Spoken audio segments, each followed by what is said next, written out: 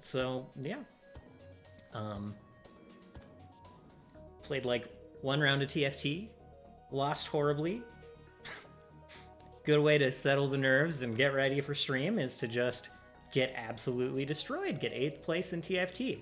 Very perfect, yeah. And then I decided to look at Twitter and saw that bitch please was trending, and closed Twitter. And now we're here. um, so we're just gonna get right on into the recap. Um, oh, I should let's see. Let's make sure. First of all, let's pull up the rewards queue. Make sure they are turned off for now, and also make sure that I remember to turn them the fuck back on after I'm done with the recap, because I've been pretty bad about not remembering that, and I feel really bad. I'm sorry, guys. Anyway, so last week,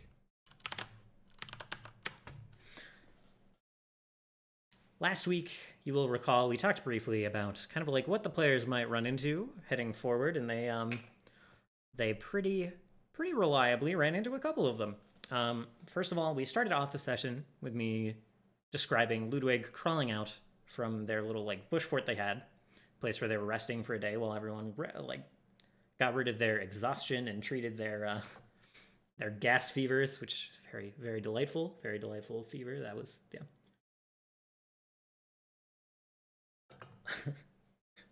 Solus was convinced he was going to die of that fever. Even though, you have to have it for like 5 days before it actually just outright kills you.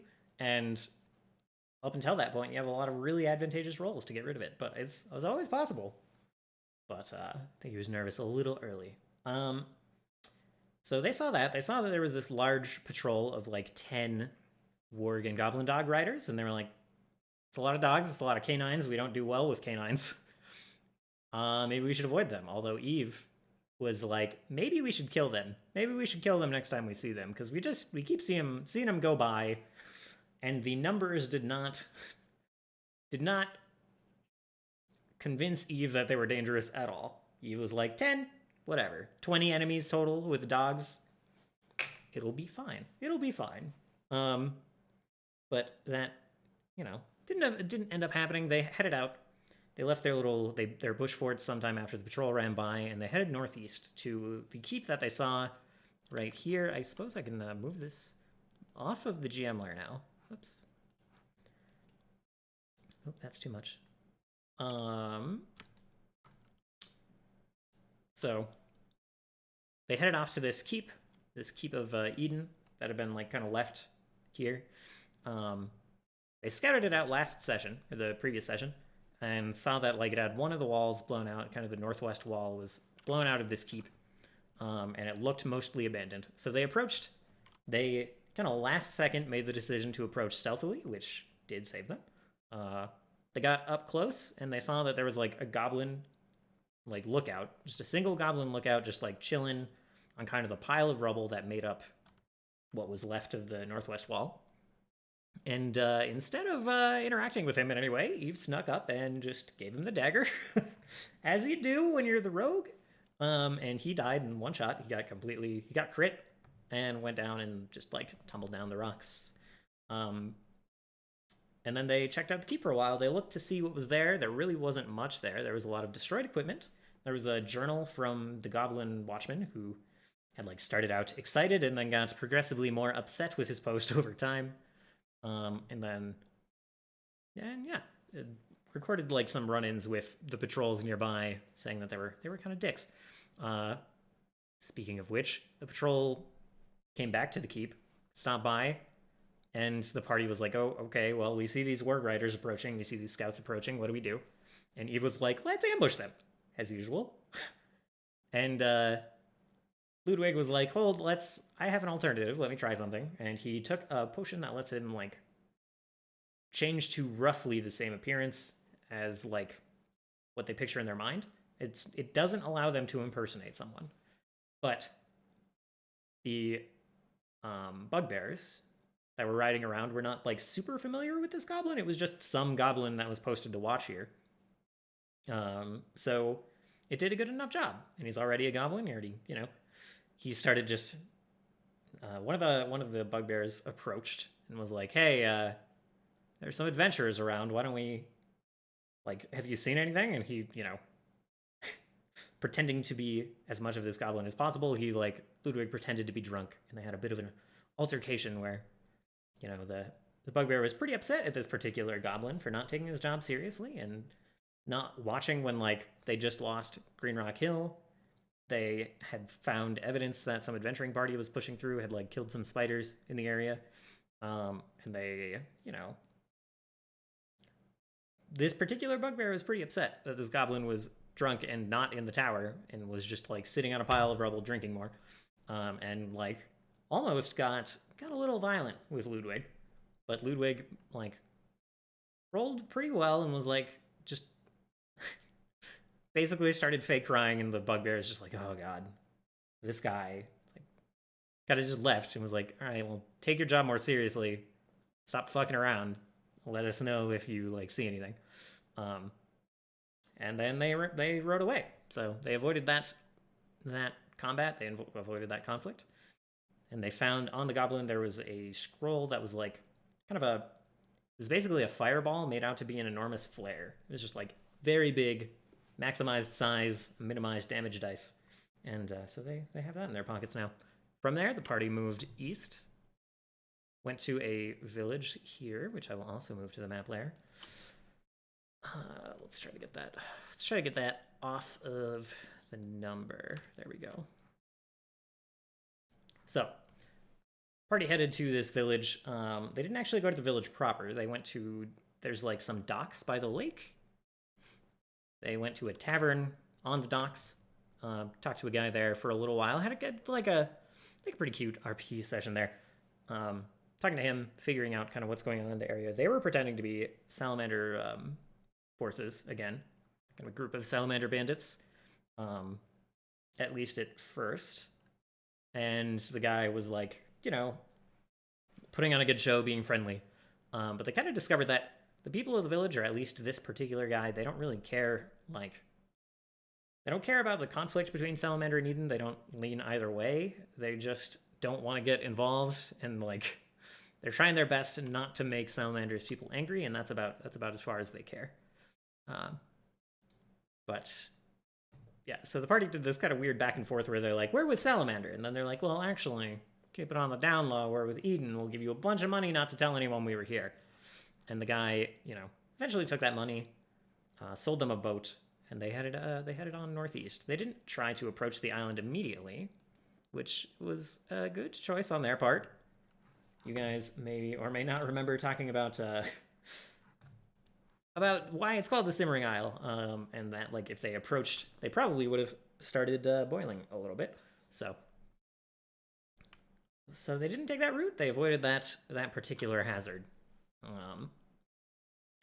And instead they went up to this town. There's a town on this peninsula, kind of surrounded by wooden walls over here and taking up this chunk of the peninsula down here. Let me move the party token a little bit just to make that more visible. They were hanging out, they went to a town that's down here, and this town called Haida.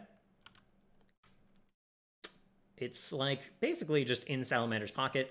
There's a whole lot of Salamander's forces hanging out there. There's a tent town outside of town. Hello, Wither King. Welcome. Welcome back. Thank you for that beautiful serenade. So yeah, they arrived in town and they started immediately making trouble, as you do. Ludwig met a goblin that knew him from the academy in the northeast, from Arkstead, and they had a brief conversation. This goblin was very into fire. He's very into trying to make fire elementals, and kind of talked with Ludwig about potentially working together to make some kind of fire elemental thing with him. Yeah, more than just burning things down. He wanted to create things with fire, which is a interesting way to go. And Ludwig was like, hey, that sounds nice. I have this ember that, have you heard of, it was not very sneaky. He's like, have you heard of this ever-burning ember that, that the Burning Man carried around? Yeah, very interesting, very curious. I happen to have one. It's totally not his, but it's very similar. Do you think we could do anything interesting with it? And the goblin was like, hmm. Pretty suspicious. He kind of figured out that something was going on here, but this goblin decided to look the other way. The goblin was like, where? I'm really curious. I really want to do the, like, I'm going to look the other way for the name of science. I'm really into Salamander, but you know what I'm more into is making fire elementals, like fire, not elementals, but golems. Making fire golems. I want to do that. So his like personal ambitions kind of are coming before Salamander is here. And for the moment, he's not questioning what's up with Ludwig and why does he have Burning Man's holy ember thing. Meanwhile, Eve, how they met these two was that a bugbear went up to a priest of Salamander who was like preaching in the Market of Lanterns here in this city, and like just kind of pushed him over, showing some disrespect to the priest, knocked him down, and then like this other goblin that Ludwig knows, shoot, what was his name? Oh god, I'm gonna have to go back and look. Wow, that's a good number of channel points. How are you gonna keep it there? That's problematic, actually. But yeah. So it was something Spearshake was the name of this. Oh, it was like, oh yeah, it was like, oh shoot. I wrote it down somewhere, but it was like something very simple, like Gert or Gur or something. Something like that. And I'll find it later. But shouldn't be too hard to come across. Eve, meanwhile, started talking to the priest. This other goblin, the Spearshake, helped up this priest, got him to his feet, dusted him off, and was like, wow, these bugbears show no respect. Thugs. They're thugs. They don't actually care about what's going on here. They just, they're just filling their own pockets, being jerks. And the priest, thanked him, and Ludwig's, he heard Ludwig's name while he was helping this priest up, and went and, called Ludwig over and was like, hey, I remember you. I remember you from the academy. And that's how that started. Meanwhile, Eve started talking to the priest. Brought him over to the docks. Brought him over to the docks and like had a conversation with him. Was trying to flirt with him at first, but he wasn't really having it. So of course Eve decided to show him what for and slit his throat, pushed him into the lake very stealthily. Although I don't know how. I'll have to talk to Eve about this. About like, how hard were you trying to like? Were you just trying to kill him and get out of there without anyone noticing you? Because like, his body is not necessarily going to go anywhere just because you pushed it into the lake. It's probably going to like float up onto shore or something. Like, it's probably going to still get found. So I'll have to clarify with Eve and see if they're going to be upset at that turn of events. See if that feels like too much of a gotcha, or if they would kind of change up their actions a little bit. So we'll start off with that. But yeah. And then they immediately started talking to another a lady who was an aspiring priest of Salamander, and was like talking about how it's pretty hard to get over to this island, and like she was going with an aspiring, like another group who wanted to meet Salamander and be blessed by him, see what he was all about, and basically went on to describe that her priest friend was going to lead a group of them over there tomorrow, and described the exact same priest that Eve had just killed. So, so that happened. That's a thing. Their easy way across was perhaps exposed of a little too early. So we'll see where it goes from there. That was the end of the session. We ended on that scene there. So let an angry NPC let her know. I mean, yeah, this friend she just made, this aspiring priest, is probably not going to be too happy the next day. Yeah, if the priest either doesn't show up or does show up in a fairly dead state, in a corpsey state, that won't be extremely happy for Eve's new friend. So yeah, all in all, it was a pretty fun session. Not like no combat, not no combat, but there were like 2 damage dice rolls, and that's about it. Um, and yeah, I think it was pretty fun. It was a lot of skill checks and a lot of like, me trying to push obstacles that weren't necessarily like a sword or a monster. And I think it worked out pretty well. There was a good situation for it with the patrols, although that almost turned into a fight. And yeah, there's a couple of like social encounters that they have gotten through and will have to get through to figure out how they're going to get to Salamander and fight him, because that's a whole thing. Like, they still don't know how they're going to get across the lake here. They don't know how they're going to get a boat. And they may not know this yet, but there's a whole lot of people over here as well, and in the temple, as we were setting up before. So, like, catching Salamander in a quiet moment where he's alone is not necessarily going to be a particularly easy thing, you know? So, we'll see how it goes. We'll see how it goes. What's Eve alignment? I think it's... I'll have to look, but I think it's something neutral. Let's see if it's in the journal.